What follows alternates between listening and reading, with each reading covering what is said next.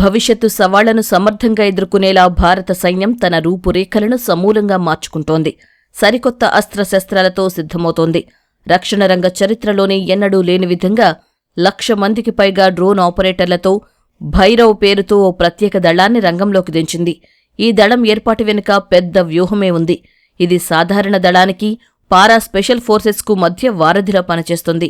ఆధునిక యుద్ధాల్లో డ్రోన్ల వినియోగం కీలకంగా మారింది. అందుకే ఈ దళంలోని ప్రతి సైనికుడికి డ్రోన్లను ఆపరేట్ చేసేలా, వాటిని యుద్ధాల్లో వాడేలా శిక్షణ ఇచ్చారు.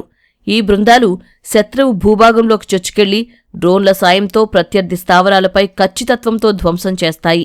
అత్యంత వేగంగా, దూకుడుగా దాడులు చేయడం భైరవ్ బృందాల ప్రత్యేకత. పదాతి దళాలు చేయలేని, ప్రత్యేక బలగాల అవసరం లేని ఆపరేషన్లను భైరవ్ బృందాలు సునాయాసంగా చేపడతాయి.